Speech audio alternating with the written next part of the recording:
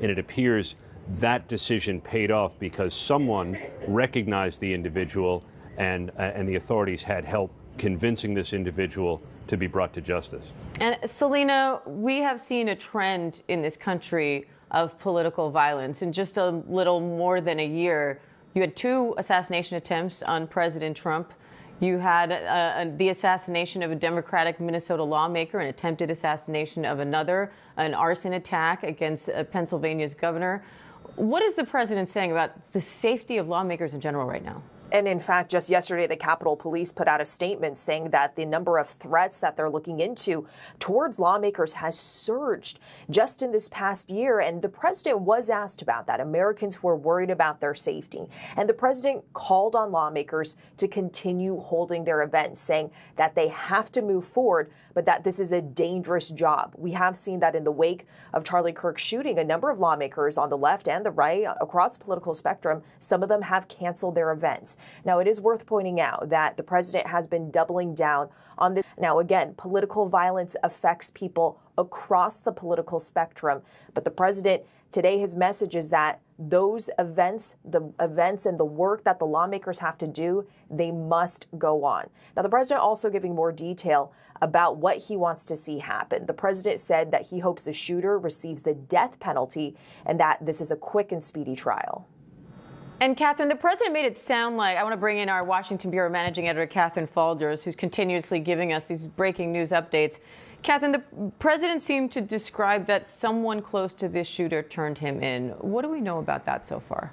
He did. That's at least what the president described, and basically said that it could be somebody close to him. Look, we know that last night, obviously, they had that late night press conference and they put out that new video of the suspect. They were pleading with the public for help. The president could be speaking about a family member, perhaps somebody who obviously was a close friend of the family. I would imagine that investigators will get into that at this press conference, which is coming up here shortly. But that is obviously what the president said. Of course, this was after that press conference last night, so it did seem that things obviously escalated overnight. But what we do know at this point, and I know the president obviously announced that this person was in custody. He said he believed, but we do know obviously from multiple different law enforcement sources that he is in custody.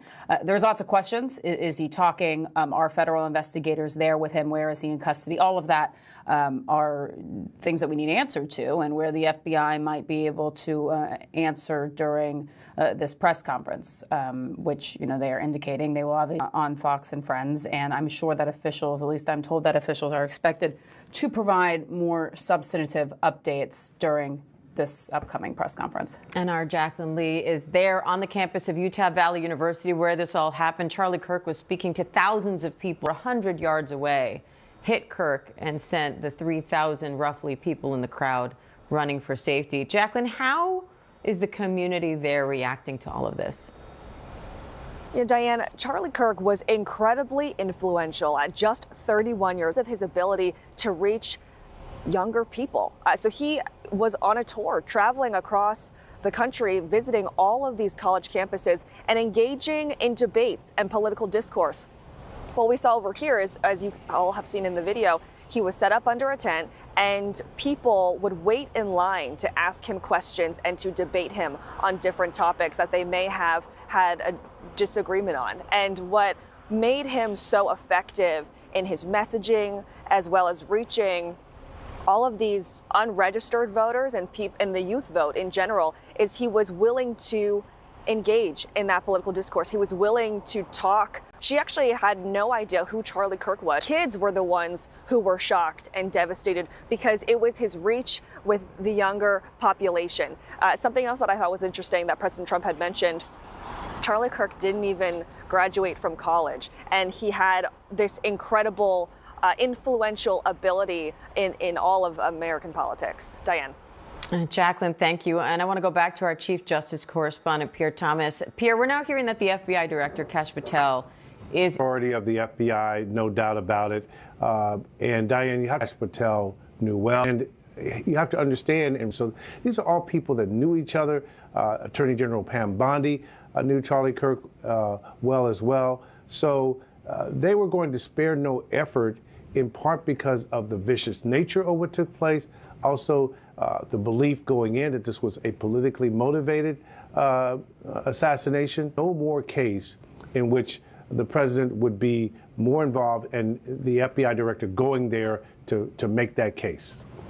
Aaron Katursky, Matt Gutman, Pierre Thomas, Lena Wang, Richard Franklin, Jacqueline Lee, Catherine Falders, and Brad Garrett. Team coverage today.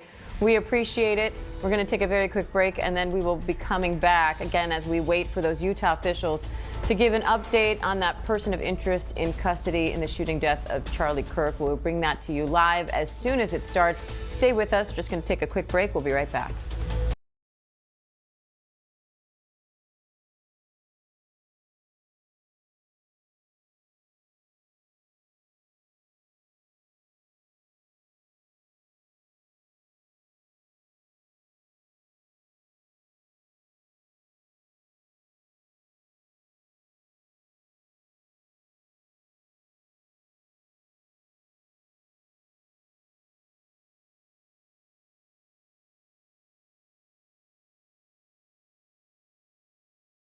Picture myself surviving through that squeak of a floorboard. I've been kidnapped. This becomes a fight for my life. And we're all holding our breath. My mind is the only thing that's going to get me out of here. Open the door! This is a horror film. Stalking Samantha, 13 years of terror, only on Hulu. With so much at stake, so much on the line, more Americans turn here than any other newscast. ABC News World News Tonight with David Muir, America's #1 most watched newscast across all of television. Our friendship had some bumps in the road. Who's the band's leader? And it led to a lot of drama. Sup? We all like the same guy? Yay! Oh. We loved your son. Thank you. We loved Malcolm Jamal. Thank you, Robin. Malcolm Jamal Warner, beloved TV star, musician, husband, father. His heartbreaking, shocking death. It was so sudden. It was so sudden. And now Tuesday, his mother with Robin. What is it that you were told about that day? The deeply emotional, loving interview. Are you? Breaking news out of Utah. Multiple sources tell ABC News a person of interest is now in custody in connection to the killing of conservative activist Charlie Kirk. Sources say the suspect, or the person of interest rather, was taken into custody in St. George, Utah, after someone close to him recognized his photo and alerted the authorities. Now, this comes after President Trump announced the breakthrough on Fox and Friends this morning. Have a listen. I think with a high degree of certainty, we have him in custody. Right? In custody. Everyone did a great job. We worked with the local police, the governor. Everybody did a great job. You know, getting somebody that you start off with absolutely nothing. And we started off with a clip that made him look like an ant. That was almost useless. We just saw there was somebody up there. And so much work has been done over the last 2.5 days. You know, it's amazing, actually, when you start off with that and then all of a sudden you get lucky or talent or whatever it is. But yeah, I think we're in great shape. Mr. President. He's in custody. And now we are awaiting an update from officials there in Utah. Let's bring in Chief Investigative Correspondent Aaron Katursky. Aaron, what's the latest? The individual who's in custody is of college age, we're told, and this person of interest linked to the fatal shooting of Charlie Kirk was taken into custody overnight after someone had recognized his image from what the FBI had put around from Utah Valley University surveillance cameras. Those images were key. Engaging the public was key here, Diane. Also recognized him because just hours before the individual was taken into custody, the FBI director and authorities making his escape. So it seems as if the FBI was not close to capturing the individual until this person self-surrendered or was convinced and taken to the authorities by a relative or a minister. President Trump, though, credited law enforcement for their fast work and we are awaiting for law enforcement officials to tell us whether they firmly believe this is, in fact, the suspected killer of Charlie Kirk. And this all happened at Utah Valley University. Charlie Kirk was speaking in front of a crowd of about 3,000 people when a third away, hitting Kirk and sending that crowd running for safety. And our chief national correspondent, Matt Gutman, is there at the university right now. Matt, how's the university reacting to all of this? It's still pretty early in the morning, 7:30 here.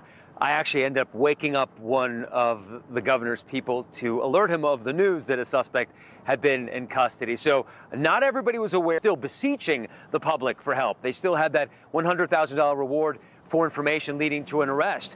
They were dropping these leaflets at everybody's doorstep asking for surveillance video of a man clad in black, a white suspect. So we don't know how close they were late last night. But we do know that once they put out those images, and they were crystal clear images that enabled people to make a pretty clear idea of who this suspect was, from the jawline to the eyes, to the hands, to the build, that I think things started to cascade from there. But in general, young women, college students who came to us that first night when we were here, who were afraid to go to their car in the dark because there was a murderer on the loose. And yes, authorities had said this was a targeted attack, that Charlie Kirk was the intended target, and that there is no additional threat to the public. But that doesn't mean that people didn't feel scared. And they also felt a lot of revulsion and disgust, and they're still feeling that. But at least now there appears to be some closure if indeed this is the shooter who was in those images, who authorities believe is the assassin of Charlie and Diane. It shifted from 7 a.m. locally to 7:30. It's now going to be later than that. It's unclear what ducks in a row authorities are getting, but I think they want to make sure that they get it right this time. Because remember, on Wednesday, in the immediate aftermath of the shooting, or within hours of it, there were 2 suspects who were taken into custody. Kash Patel, the FBI director, announced that they had a suspect in custody, the person who they believed was the shooter, and then they had to say, no, those were not the suspects. Those people have been released from custody. So I think they want to make sure, absolutely certain, that they have all of the details before presenting it to the public at this point, Diane. Yeah, and we also want to be careful with what we put out there as well. So again, right now, sources are telling us this is a person of interest in custody in connection to the shooting death of Charlie Kirk. And as Matt alluded to, what you're seeing in the left-hand, bottom left corner of your screen is preparations underway for that press conference where we're going to hear an update from officials working on this case. That's set to happen at any moment. We're still waiting to see when they go ahead and give us that update. But right now, what sources are telling us is that there is a person of interest in custody in this case. And I want to bring in our Chief Washington correspondent, John Carl, who's here on set with me. John, I was saying before, it's not every day that you have the president break. Personal this is for the president. I mean, remember Charlie Kirk's death, the fact that he had died, was announced by Donald Trump. It wasn't announced by the Kirk family. It wasn't announced by officials in Utah. It was announced by the President of the United States. And now here, the single biggest break, apparently, and again, we don't know, but what appears to be the single biggest break in the case is announced by the President of the United States. On Aaron Katersky, because Aaron, in addition to having the president breaking news on this case, we've also learned that the FBI director himself is there in Utah now. Kash Patel was there at a press conference last night, but didn't really say anything. His presence, as Pierre Thomas has noted, indicates the priority nature of this investigation to have the FBI director there. He was on the rooftop with other investigators checking out the scene, but he was also responsible for putting out an errant tweet or social media message about someone who had been taken into custody earlier and turned out not to be the shooter.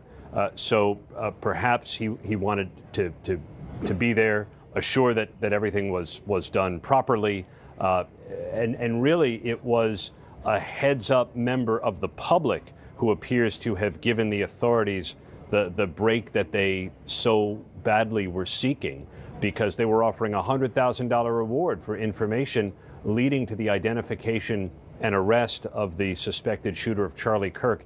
If that's who this indeed turns out to be, this person of interest who we're told is now in custody, that's going to be thanks to people who recognized him and who were able to bring him to the authorities. And John, we don't yet know a motive here in this shooting, but some are already calling this a political assassination because of how instrumental Charlie Kirk was in getting President Trump back into office, and in general, the fact that he was this big political speaker. It's part of a growing trend we're seeing in this country of political violence. Yeah, we don't know the motive of this shooter, but we do know that Charlie Kirk was really a singular figure in Donald Trump's MAGA movement, and that he was taken out while conducting one of his events on a college campus with a single bullet. So we will learn more if indeed this is the shooter, but it sure looks like this was a targeted effort to take out somebody very close and very important to the President of the United States. And unfortunately, it is the latest in a long string of attacks, of violent attacks on F. Kennedy. But look what we've been through. And I would go back even further than this past year. I mean, Gabby Giffords, I remember covering that story, day by day, hour by hour, killed in an act of for gun safety.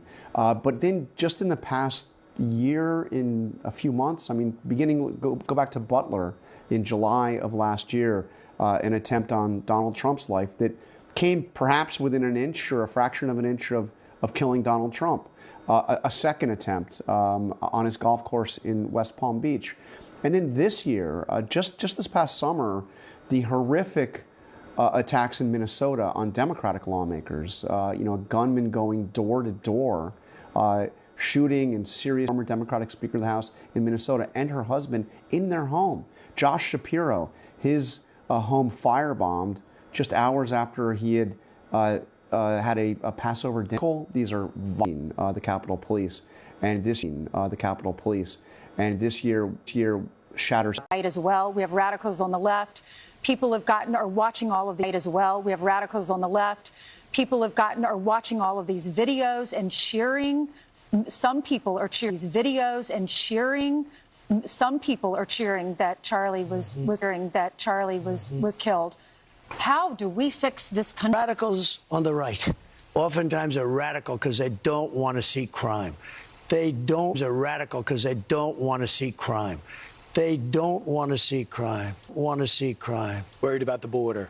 They're saying, we don't want these people coming in. We don't want on the left are the problem. Address your question. I think it's important to point out. Address your question. I think it's important to point out that President Trump just lost somebody who is not only a political ally and a key figure in his political movement, but also somebody that was incredibly close to him and to his family. I think in the same interview he mentioned that Donald Trump Jr. said he was really like a son to you, Dad, and he was like a member of the Trump family. So he's reacting as many people who personally knew Charlie Kirk in sorrow for the loss of a friend, but also in political violence has targeted Democratic figures, and it has targeted Republican political figures.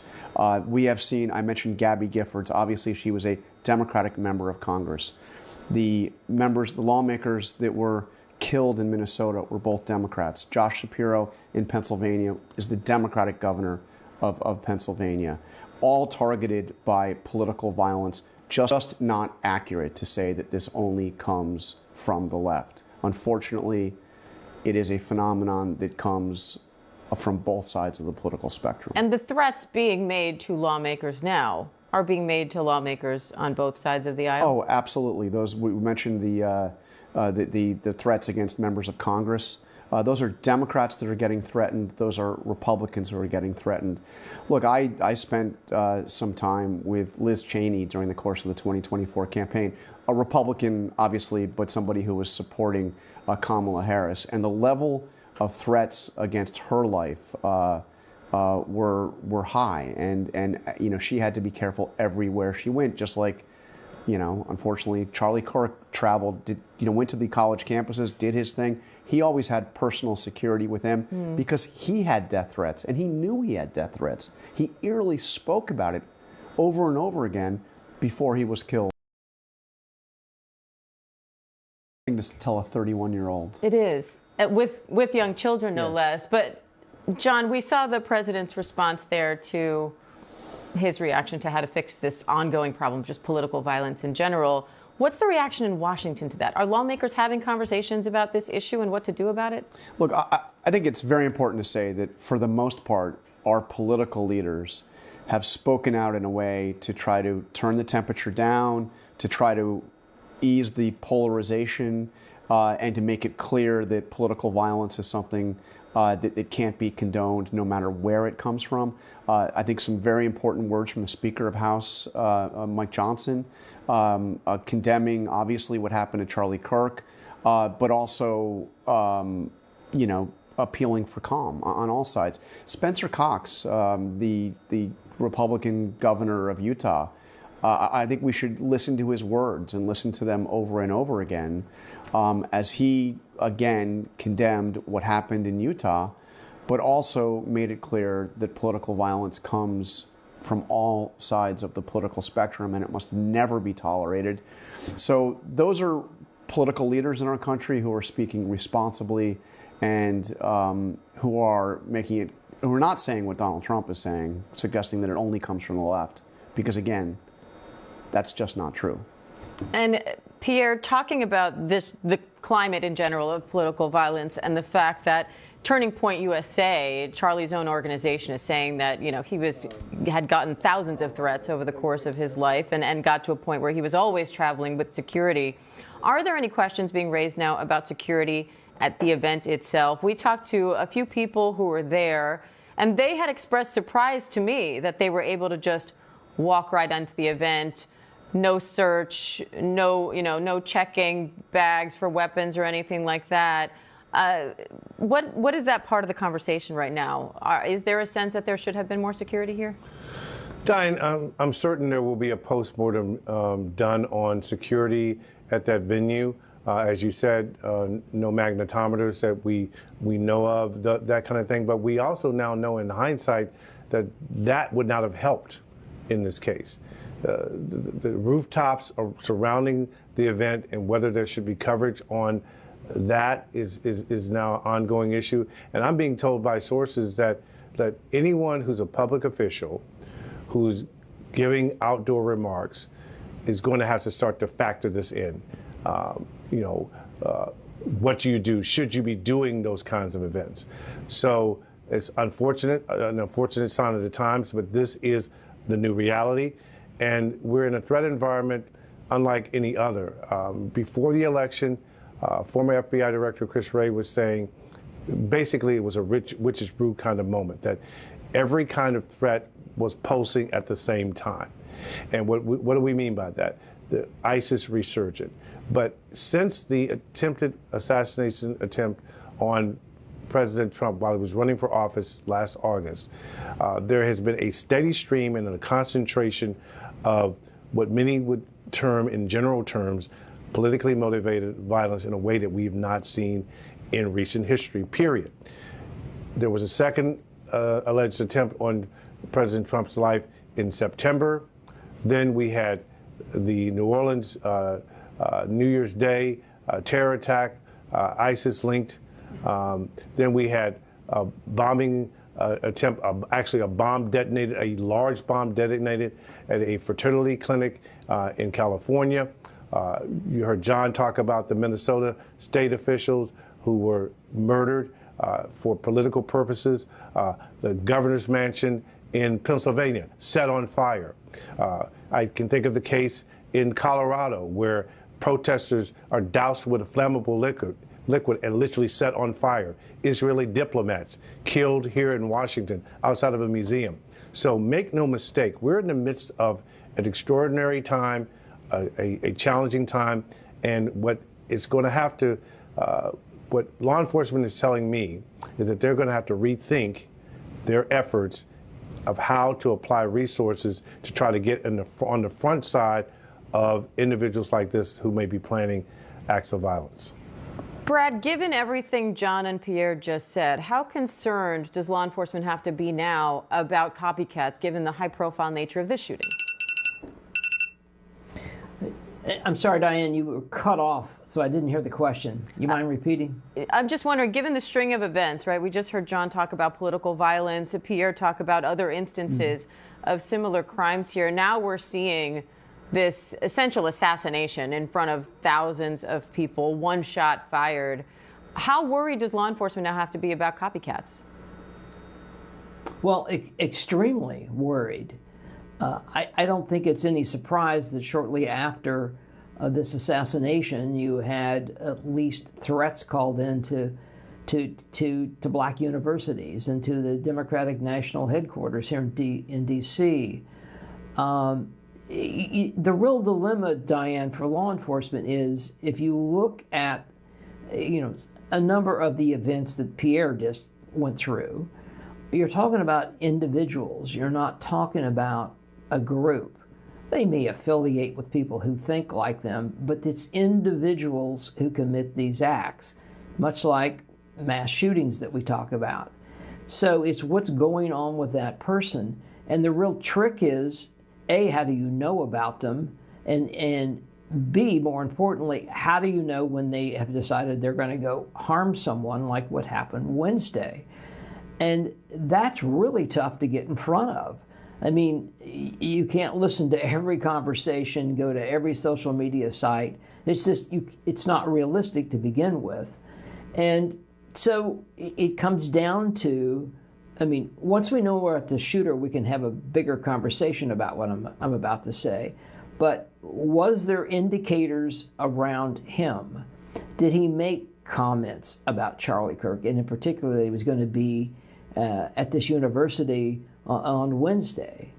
When did he acquire this weapon? Where did he get it? Was it right before this occurred? There are indicators many times with people that they're going to go do something. Now, you have to be careful here, because just because they say they're going to do something, many times they're never going to do it. But you have to sort those out.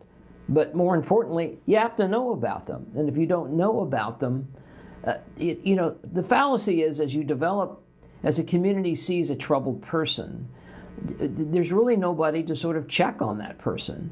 You almost need law enforcement and the mental health folks to team up, and there are versions of that in some jurisdictions, to sort of keep track of troubled people. And not so much that you're trying to lock them up, but many times just getting them help. But I don't know how you pull that off, because we don't have enough resources as it is in law enforcement to pull them off, and to keep track of people I'm talking about is probably not realistic. But that's why this stuff falls through the cracks. It's really no one's fault. It's just that it's the nature of the type of attacks you're having, which are individuals.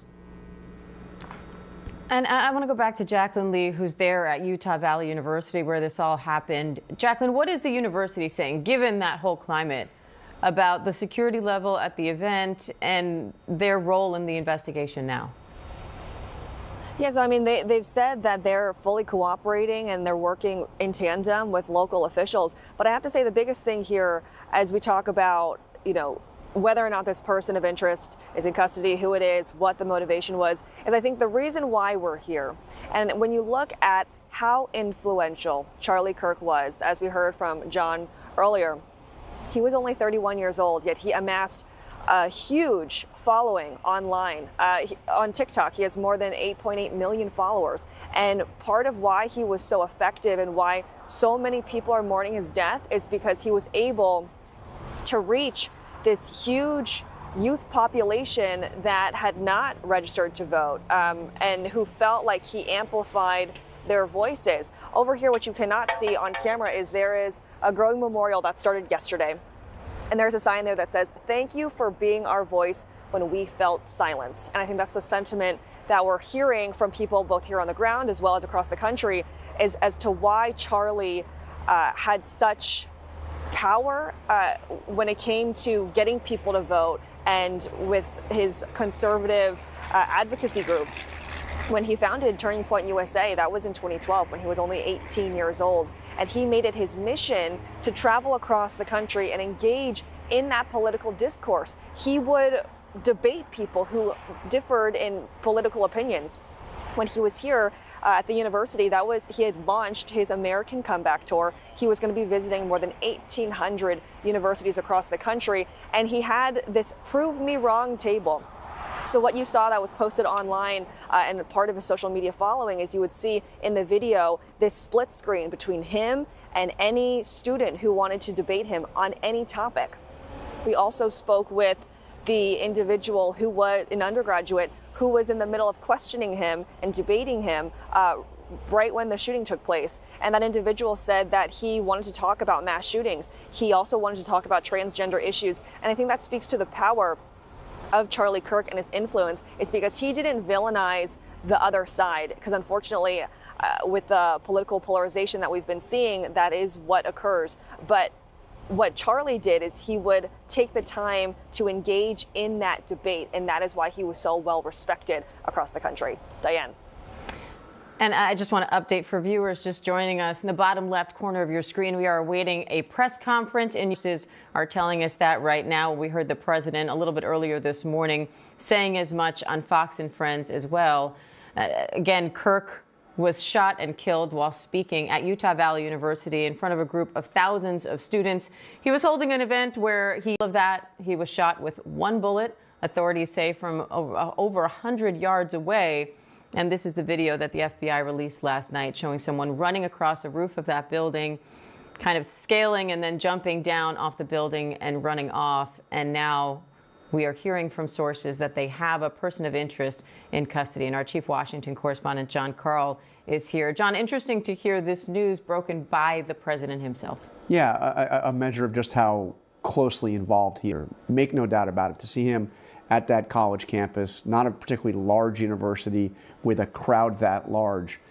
What attracted him, what attracted so many people to him is the willingness to engage with those on the other side, which is really increasingly rare in our divided country. He relished that. I wouldn't say that he didn't demonize the other, because he did a fair amount of demonizing, really hostile questions, and engaged in the back and forth. Again, it's so much what we see today in our politics, particularly on the right and on the left, is people living in their own little ecosystems, their own bubbles, where they only engage with those that echo their own views. And Charlie Kirk certainly was around people that echoed his own views, but he went and engaged those who had diametrically opposite views, and did so with a little bit of glee. I mean, look at him in the Prove Me Wrong tent. That was his signature. Prove me wrong. Mm-hmm. Come on, take it in. Prove me wrong. And, sometimes people would come up and go after him.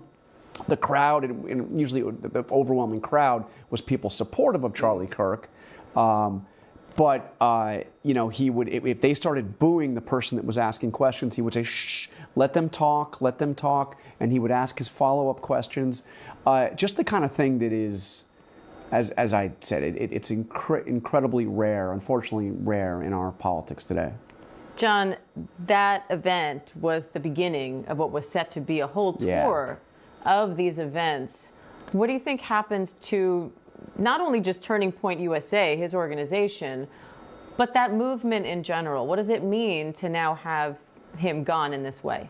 Look, Charlie Kirk was incredibly influential, and I think that arguably he, more than anybody outside of the president himself, was responsible or made possible Donald Trump's victory in 2024. But you heard Donald Trump say something today that I think is probably correct. That in death, Charlie Kirk's influence may even be greater. He's become a martyr for this movement.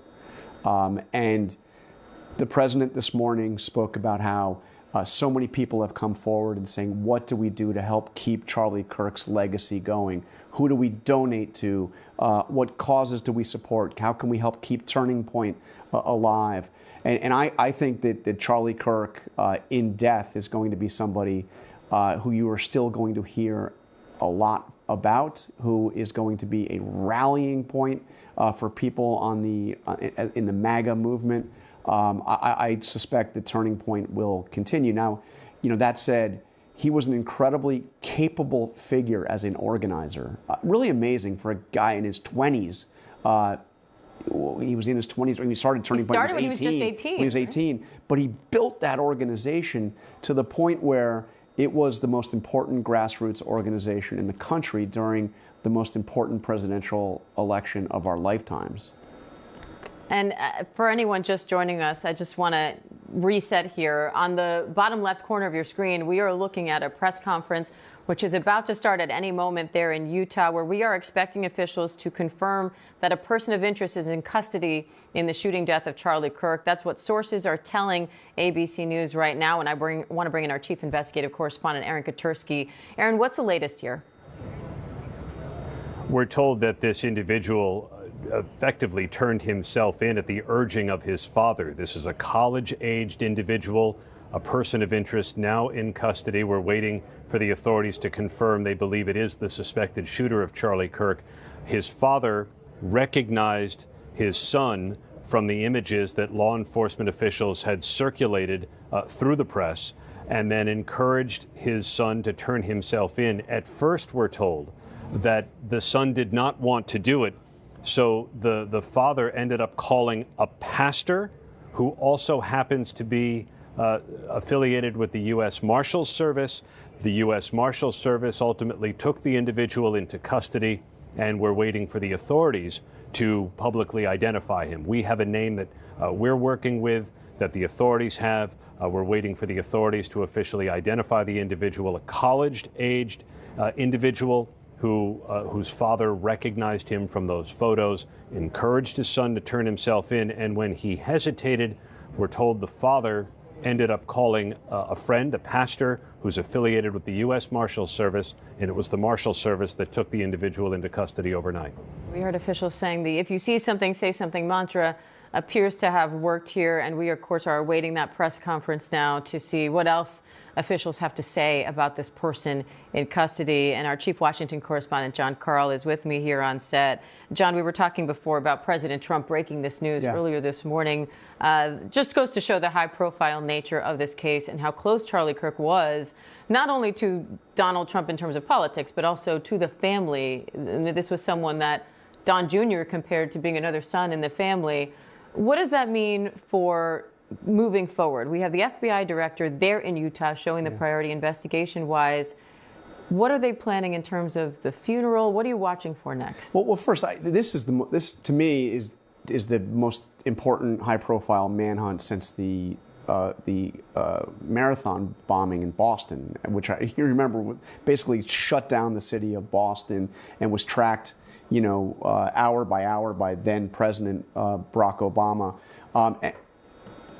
Okay, I guess we're ready to start the press conference here. Okay, and now we're going to pause for a moment for the network to join us because Utah officials are about to give an update on that person of interest in custody in the Charlie Kirk killing. And again, we're going to pause for a moment for the network to join us.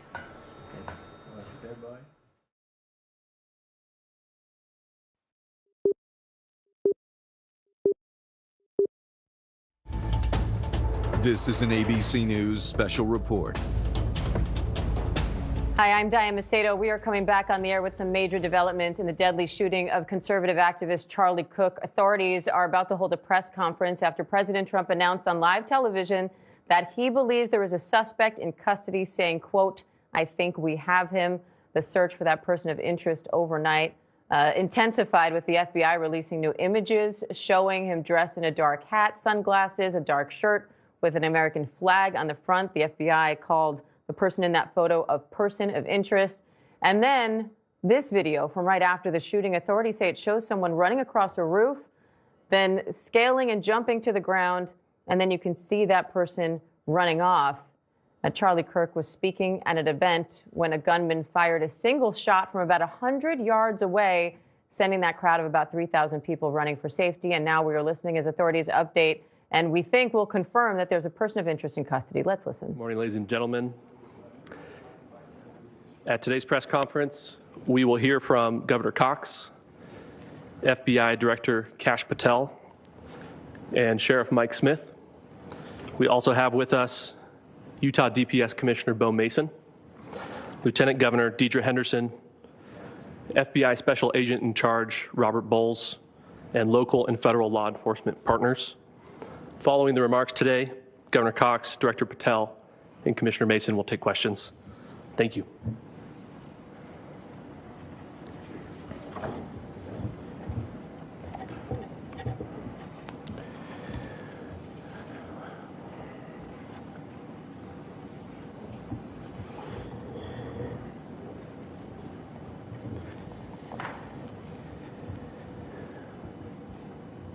Good morning, ladies and gentlemen. We got him.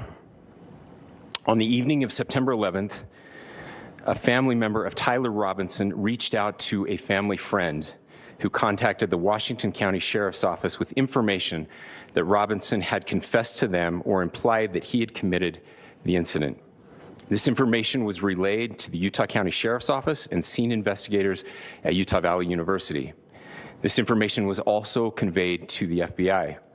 Investigators reviewed additional video footage from UVU surveillance and identified Robinson arriving on UVU campus in a gray Dodge Challenger at approximately 8:29 a.m. on September 10th, in which he is observed on video in a plain maroon t-shirt, light-colored shorts, a black hat with a white logo, and light-colored shoes. When encountered in person by investigators in Washington County on September 12th in the early morning hours, Robinson was observed in consistent clothing with those surveillance images. Investigators interviewed a family member of Robinson who stated that Robinson had become more political in recent years. The family member referenced a recent incident in which Robinson came to dinner prior to September 10th, and in the conversation with another family member, Robinson mentioned Charlie Kirk was coming to UVU. They talked about why they didn't like him and the viewpoints that he had. The family member also stated Kirk was full of hate and spreading hate. The family member also confirmed Robinson had a gray Dodge Challenger. Investigators identified an individual as the roommate of Robinson. Investigators interviewed that roommate, who stated that his roommate, referring to Robinson, made a joke on Discord. Investigators asked if he would show them the messages on Discord. He opened it and showed several messages to investigators and allowed investigators to take photos of the screen as each message was shown by Robinson's roommate. These photos consisted of various messages, including content of messages between the phone contact name Tyler with an emoji icon and Robinson's roommate's device. The content of these messages included messages affiliated with the contact Tyler, stating a need to retrieve a rifle from a drop point, leaving the rifle in a bush, messages related to visually watching the area where a rifle was left, and a message referring to having left the rifle wrapped in a towel. The messages also refer to engraving bullets and a mention of a scope and the rifle being unique. Messages from the contact Tyler also mentioned that he had changed outfits. I know there has been speculation as well as to the writing on those casings, those bullet casings, and I believe we have that as well. And I will share that with you now. So the area north of Campus Drive Road where the suspect crossed over, you saw some of that in the video that we released last night, consists of a grassy area with trees on the edge of the UVU campus. Investigators discovered a bolt-action rifle wrapped in a dark-colored towel.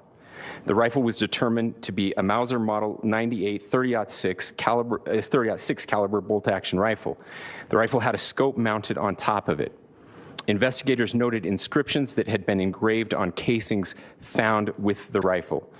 Inscriptions on a fired casing read, "Notices, bulges, capital OWO, what's this, question mark." Inscriptions on the 3 unfired casings read, "Hey fascist, exclamation point, catch, exclamation point." Up arrow symbol, right arrow, and symbol, and 3 down arrow symbols. A second unfired casing read, "Oh Bella Chow, Bella Chow, Bella Chow, Chow Chow," and a third unfired casing read, "If you read this, you are gay, LMAO." We are indebted to law enforcement across the state who's worked seamlessly together, local law enforcement, state law enforcement, and our federal partners with the Federal Bureau of Investigation. We're grateful for everyone who worked together in such a short amount of time to find this person and to bring justice. I want to thank the public who has been so engaged, reviewing videos, helping us with sending in tips, and helping us get to this point. I want to thank the family members of Tyler Robinson who did the right thing in this case and were able to bring him into to law enforcement as well. I especially want to thank the family of Charlie Kirk, Erica, Charlie's parents, his children. I want us to be thinking of them as we bring justice in this case. They will be involved in that justice. We will be working very closely with them as we move through this process as well. This is a very sad day for our country, a terrible day for the state of Utah. But I'm grateful that at this moment we have an opportunity to bring closure to this very dark chapter in our nation's history. With that, I will now turn the microphone over to the Director of the FBI, Kash Patel. Thank you, Governor. This is what happens when you let good cops be cops. The FBI and our partners are proud to stand here today together to bring justice to the family of Charlie Kirk and honor his memory. I want to express my deep gratitude to President Trump, the Vice President, and the entire White House who have been so incredibly supportive with both resources and just personally to the FBI as a team. They had our backs the entire way, and I just want to express my gratitude for giving us the resources we need to operate in this space to bring this sort of justice at this sort of speed. In 33 hours, we have made historic progress for Charlie. Governor Cox, our partnership has been absolutely incredible these last few days. Our partnership will endure. Your state and local partners, your sheriffs, your DPS community has been unbelievably impressive in the hardest of times. And a case like this cannot be solved, cannot be brought without partnering with your state and local authorities. The FBI has a certain role to play, and we will play that role, and we will lead out for the federal government. But Governor Cox, we are so grateful for your state partnership that led out on this investigation. A little bit of the timeline.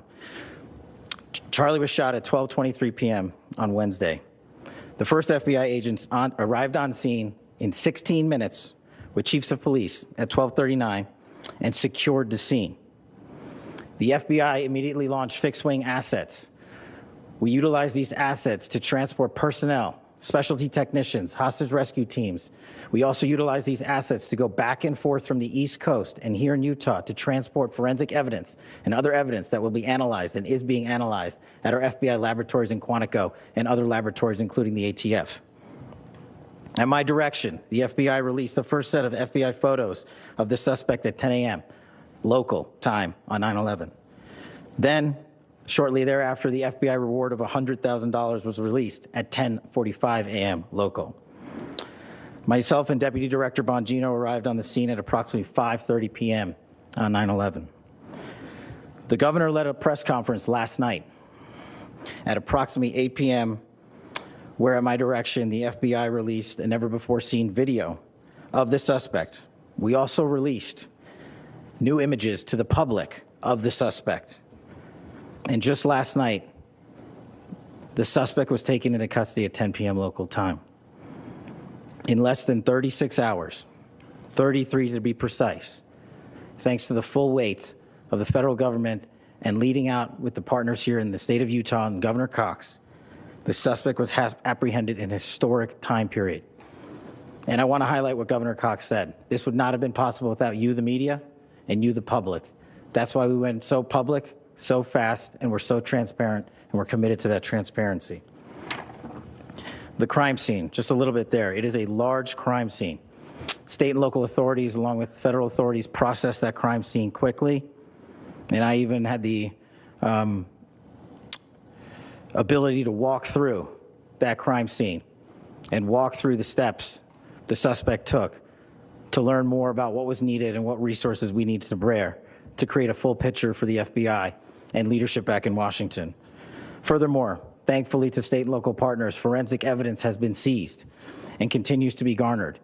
Forensic evidence has already been evaluated at FBI laboratories in Quantico and state and local authorities here. We will continue to process evidence as we see it, as we collect it, and we will continue to deliver to Governor Cox and his team. Last night, we had a total of approximately 7,000 leads. As of this morning, thanks to your great work, we have over 11,000 leads that were called in to the FBI, and we are running out every single lead that we can. Every one of those leads will be run out. The arrest is a testament to the dedication of good law enforcement being great, and partnerships in law enforcement, which I've tried to highlight as my tenure as the director of the FBI. There is no better relationship for law enforcement than the FBI to partner with state and local authorities, and you've seen it here in these last few days. The FBI Salt Lake field office, along with our offices in LA, Phoenix, Denver, San Antonio, Las Vegas, Pittsburgh, Buffalo, our headquarters component in Quantico, all participate in the FBI. I want to express my deep gratitude to the employees of the FBI, the men and women, the evidence response team tacticians, the special operators, the agents, the support staff. You have done monumental work in historic time when the public, who had a right to demand such an expeditious solving of an investigation, the FBI answered that call diligently, critically important to our nation, and we delivered. And I'm proud to be their leader, and I'm proud to be the director of the FBI. This is a very much an ongoing investigation, as the governor said, and we will continue to work with state and local authorities to develop the investigation, to provide them the evidence they need for their ongoing prosecutions, and we will be here to answer every call they absolutely have, as long as it takes, for as long as we need to find and apprehend whatever suspects were involved in this crime. Lastly, to my friend Charlie Kirk, rest now, brother. We have the watch, and I'll see you in Valhalla.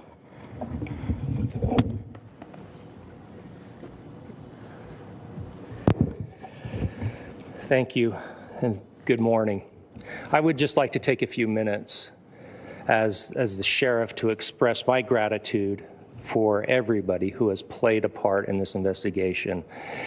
As you know, it's been a vast, a complicated, and a very, very fast-paced investigation. You're looking at people standing up here who are running on, if they got an hour's sleep in the last couple of days, they're probably lucky. It has been very taxing. It has been so impressive, speaking on behalf of the local law enforcement, to see the cooperation that we've seen in this type of case. Across the state, sheriffs, chiefs, our state partners have stepped up and have come to the call on anything that we needed. Our county chiefs have been phenomenal.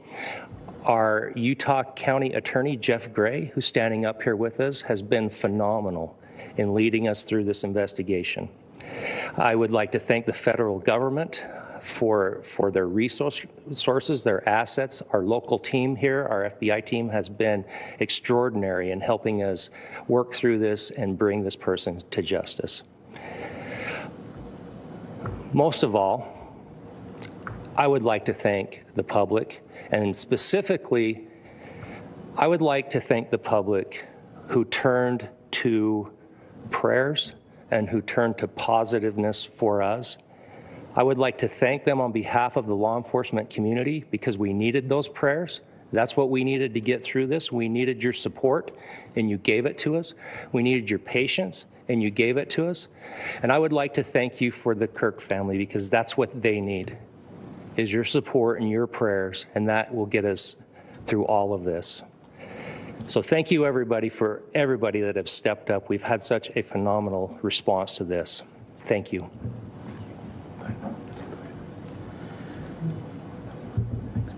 I also want to give a special thanks to the Attorney General and the Department of Justice. Their unwavering support and their commitment to justice is shown true here. And without AG Bondi and Deputy Attorney General Todd Blanche and the resources they brought to bear, we would not have been able to complete our mission. And I just want to say special thanks. It's an honor to be a part of the Department of Justice. Thank you again to our incredible law enforcement team who has worked so hard. Sheriff, I got a solid 90 minutes last night, so I'm probably the most well-rested person up here. Ladies and gentlemen, I get the microphone, so I hope you'll permit me a moment just to share a few more thoughts about where we are and how we got here and maybe a little bit of where we go from here. I don't want to get too preachy, but I think it's important that we, with eyes wide open, understand what's happening in our country today. I've heard people say, well, why are we so invested in this? There's violence happening all across our country. And violence is tragic everywhere. And every life taken is a child of God who deserves our love and respect and dignity. This is certainly about the tragic death, political assassination of Charlie Kirk. But it is also much bigger than an attack on an individual. It is an attack on all of us. It is an attack on the American experiment. It is an attack on our ideals. This cuts to the very foundation of who we are, of who we have been, and who we could be in better times. Political violence is different than any other type of violence for lots of different reasons. One, because in the very act that Charlie championed of expression, that freedom of expression that is enshrined in our founding documents, in having his life taken in that very act, makes it more difficult for people to feel like they can share their ideas, that they can speak freely. We will never be able to solve all the other problems, including the violence problems that people are worried about, if we can't have a clash of ideas safely and securely. Especially those ideas with which you disagree. That's why this matters so much. Over the last 48 hours, I have been as angry as I have ever been, as sad as I have ever been. And it was, as anger pushed me to the brink, it was actually Charlie's words that pulled me back. I'd like to share some of those. And specifically right now, if I could, I need to talk to the young people in our state, in my state, and all across the country. As President Trump reminded me, he said, you know who really loved Charlie? The youths. And he's right. Young people loved Charlie, and young people hated Charlie. And Charlie went into those places anyway. And these are the words that have helped me. Charlie said, when people stop talking, that's when you get violence. He said, the weak can never forgive. Forgiveness is the attribute of the strong. The only way out of the labyrinth of suffering is to forgive. Welcome without judgment, love without condition, forgive without limit. He said, always forgive your enemies. Nothing annoys them so much. A few months ago, I referenced this last night, Charlie posted to social media, when things are moving very fast and people are losing their minds, it's important to stay grounded. Turn off your phone, read scripture, spend time with friends, and remember, internet fury is not real life. It's going to be okay. He again said, when you stop having a human connection with someone you disagree with, it becomes a lot easier to commit violence. He said, what we as a culture have to get back to is being able to have a reasonable agreement, where violence is not an option. Now, again, To my young friends out there, you are inheriting a country where politics feels like rage. It feels like rage is the only option. But through those words, we have a reminder that we can choose a different path. Your generation has an opportunity to build a culture that is very different than what we are suffering through right now. Not by pretending differences don't matter, but by embracing our differences and having those hard conversations. I think we need more moral clarity right now. I hear all the time that words are violence. Words are not violence. Violence is violence. And there is one person responsible for what happened here, and that person is now in custody and will be charged soon and will be held accountable.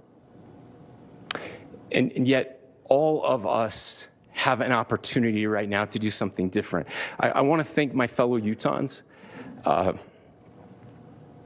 You know, this bad stuff happens. For 33 hours, I was praying that if this had to happen here, that it wouldn't be one of us. That somebody drove from another state, somebody came from another country. Sadly, that prayer was not answered the way I had hoped for, just because I thought it would make it easier on us if we could just say, hey, we don't do that here. And indeed, Utah is a special place. We lead the nation in charitable giving. We lead the nation in service every year. But it did happen here. And it was one of us. But I want you to look at how Utahns reacted the last 2 nights.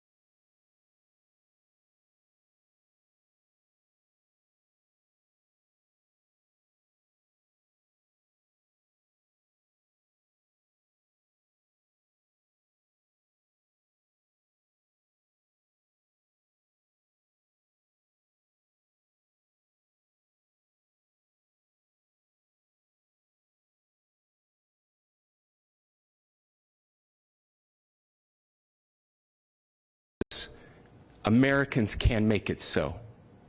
Ladies and gentlemen, we're happy to answer any questions you might have. Governor, can you speak to whether the suspect is speaking with authorities and his demeanor, Tyler Robinson, when he turned himself in? I cannot speak to that right now. Governor, how do you interpret the engravings on casing? Well, I will leave that up to you to interpret what those engravings mean. I think the clearest